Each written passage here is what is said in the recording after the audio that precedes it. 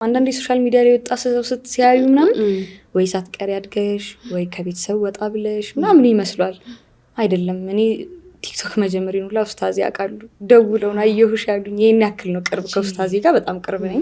ወንድና ሴት በተቀራረበ ቁጥር ወደ ሌላ ነገር ያ ስሜት የወንድማማችነት የእህትማማችነት ስሜት ወደ ሌላ ነገር ደግሞ ሲቀየር ታያለሽ። ብዙ ጊዜ እንደዛ ብዙ የተራራቁ ሰዎችን እናገኛለን። እና ይሄ አስተሳሰብ ትክክል ነው ብለሽ ታስቢያለሽ?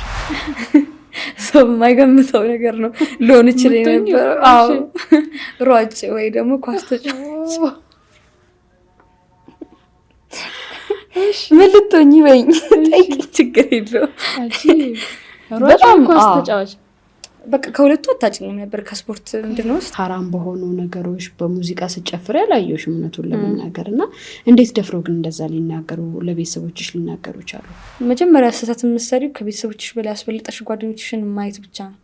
እኔ አሁን ድረስ ሰው ምከሪና ምን ትያለሽ ብትይ ከቤተሰብ በላይ ጓደኛን ማስበለጥ በጣም ትልቅ ስህተት። ያኔ ህይወትሽ የሚበላሸው ይመስልሻል። አጠገብሽ የሚደርሱ ወይ ደግሞ ይሄ ብትወድቂ የሚያነሱሽ ከቤተሰብ የምትደብቂው ምንም ነገር የለም። ሰዎች እንደዚህ ቲክቶክ ላይ ሲያዩኝ ያልቀረው ምናምን እመስላችኋለሁ ብለሽኝ ነበርና ከምን አንፃር እንደዛ የሚያስቡሽ ይመስልሻል? እኔ ከትዳር በፊት ስራ መኖሪ ይጠቅመኛል እንጂ ጎዳኛል አይደለም። አግዘዋለሁ ነው። አላህ እኮ ነው አይደለም የሚያውቅ። የሰጠ ጌታ መንሳትም ይችላል። የሰጠም ጌታ እንግዲህ ምንድነው ማለት የነሳውንም መስጠት ይችላል። ቢነሳብኝ ምንድነው ማደርገው? ትዳርም ብዬ ገብተሽ ትዳር ምንም አልሽ ምንም በፍቅር ብቻ ልትኖሪ አትችይም። ብር ያስፈልገዋል መኖር እስከቻልሽ ድረስ። ምበየው የምትጠጪው በሁሉ ነገር የምትንቀሳቀሽው በብር ነው። ባግዘው ከትዳር በፊት ብዙ ነገር አሳክቶ እንትን የሚሉ እህቶች አሉ። እንደዛም ሆኖ አንቺ ግን ለምንድን ነው ያላገባሽው?